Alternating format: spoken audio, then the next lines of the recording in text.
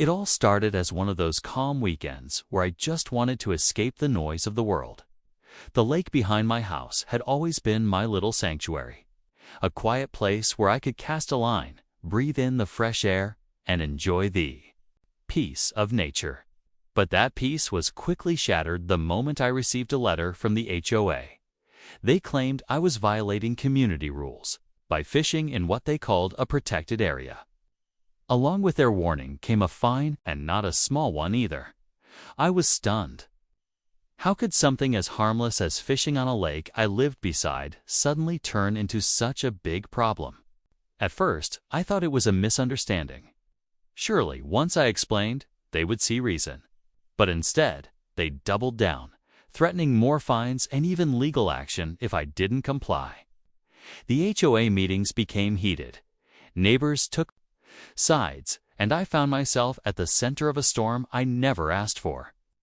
What should have been a simple pastime now felt like a battle for my right to enjoy my own backyard. That's when I decided if they wanted to play this game, I'd play it differently. Instead of fighting them on their terms, I came up with a plan that would turn the entire situation upside down. The HOA thought they had power over me, but little did they know I was about to make a move that would change the rules forever. And it all started with one bold decision: buying the lake. The idea of buying the lake didn't come to me overnight. It was after weeks of frustration, endless letters from the HOA, and sleepless nights replaying their threats in my head.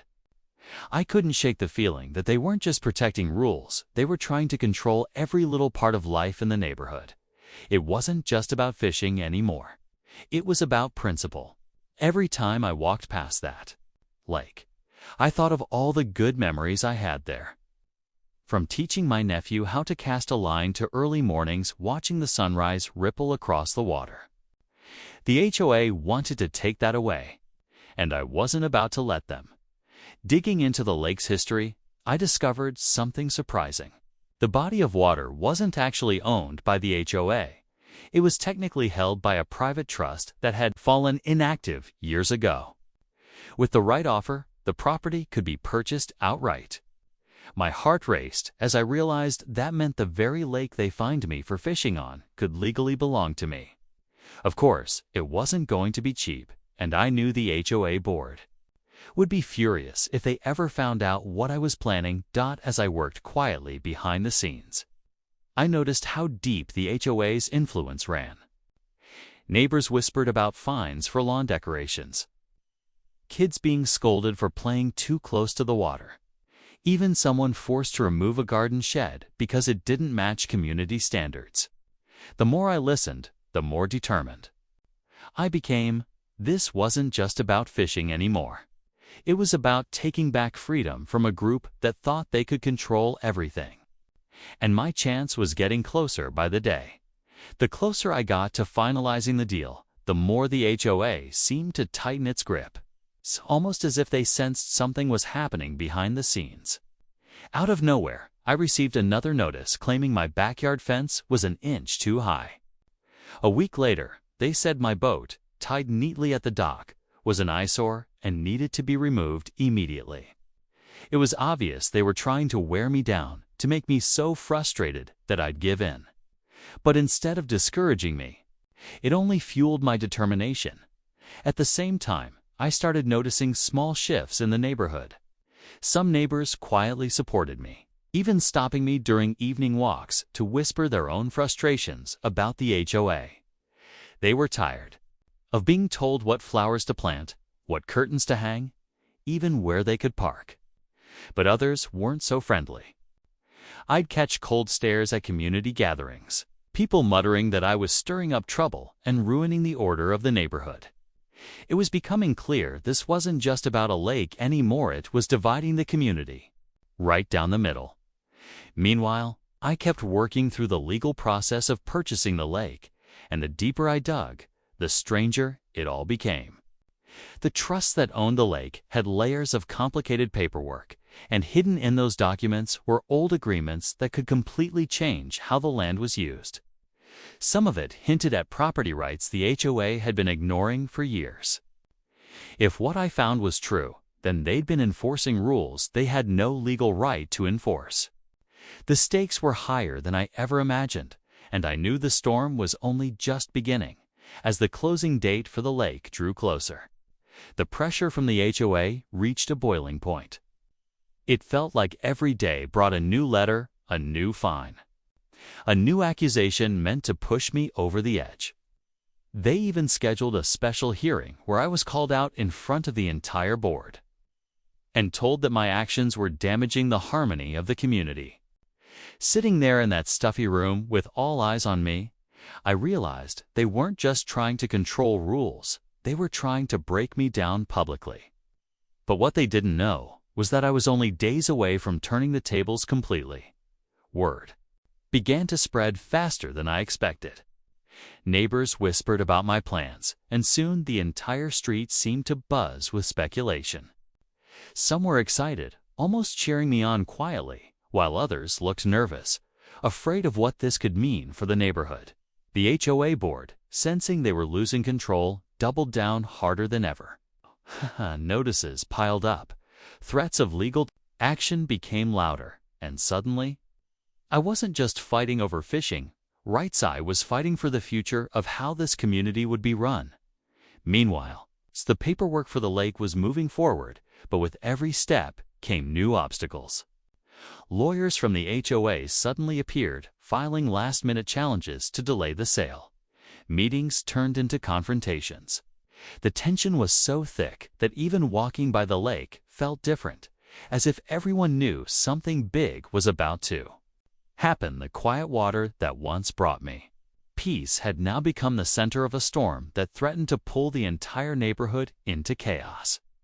And as the final signatures approached, so did the moment of truth. Just when I thought the HOA couldn't push any harder, the real twist landed in my lap. During the final review of the lake's documents, my attorney uncovered a detail that stopped both of us cold. Hidden deep in the old agreements was a clause stating that whoever owned the lake also controlled the access rights to the trails, docks, and even the small park that bordered it. In other words, buying the lake didn't just give me fishing rights, gave me legal authority over one of the neighborhood's most prized features. The HOA had been acting like they owned it all along, but legally they never had a claim. When word of this clause leaked, the community split even further. Supporters saw it as a chance to finally break free from years of unfair fines and strict rules, while the board members treated it like a declaration of war. Suddenly, it wasn't just about stopping me from fishing, it was about the HOA fighting to keep their entire grip on power. They called emergency meetings, threatened lawsuits, and even hinted at raising everyone's fees to cover legal expenses. Neighbors who had stayed silent before were now being dragged into the conflict, forced to choose sides. The pressure was mounting from every angle. I could feel the board's anger growing, and at the same time, I felt the weight of expectations from those who wanted me to see this through. The lake was no longer just a body of water, was the battleground for the neighborhood's future. And with the deal only steps away from being finalized, I knew that the next move I made would change everything. The day the paperwork was finalized felt unreal. After months of battles, letters, and late-night strategy sessions, the lake was finally mine. I held the signed documents in my hands, knowing the very thing the HOA had tried to use against me was now completely out of their control. For the first time in a long while, I felt the power shift. The same board that fined me for casting a line no longer had any authority over the water, the docks, or even the park that had been their favorite place to police. The announcement spread like wildfire. At the next HOA meeting, I showed up with copies of the deed. You could feel the tension in the room crackle as I laid the papers on the table. Gasps filled the air when I explained that, effective immediately, all access to the lake and surrounding trails was under my control. The board members sat in stunned silence, their threats suddenly meaningless. Neighbors who had been fined for years couldn't hide their smiles, while others stared wide-eyed, realizing how much the neighborhood had just changed. But just when it seemed like the battle was won, the final twist hit. As I went through the lake's legal files in detail, I discovered an even older agreement, one the HOA clearly never knew about. It stated that any revenue from the lake, whether through fishing rights, dock permits, or recreational access, belonged solely to the property owner. That meant not only had I taken control of the lake, but the HOA could no longer collect fees tied to it. Their entire system of power had been built on an illusion. The same fine they once used against me had now become the weapon that dismantled their control forever. In the weeks that followed, the neighborhood slowly began to settle into its new reality. The HOA, once loud and overbearing, had been forced to step back after losing control of the lake. Their threats of lawsuits fizzled out when it became clear the law wasn't on their side. For the first time in years, people felt like they could breathe again. Kids started playing freely by the water. Families held small picnics along the shore. And I even set up designated areas where anyone who wanted could fish without fear of a fine.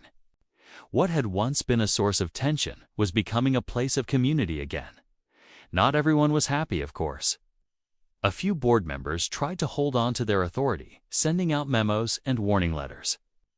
But with no control over the lake, their power was little more than paper. Over time, even the most resistant neighbors began to see that things worked better when people weren't living in fear of constant fines. The shift was subtle, but it was their conversations were lighter, gatherings more relaxed, and the energy of the neighborhood started to feel human again. Looking back, it's almost funny how it all began with one fishing trip. A simple moment of peace turned into a battle that reshaped the entire community. If there's one takeaway, it's that sometimes standing up for what seems small can spark real change. The HOA thought they could control me with rules and fines. But instead, their overreach exposed the weakness in their system. In the end, the lake wasn't just mine, it became a reminder that freedom, once reclaimed, is something no one should ever give up.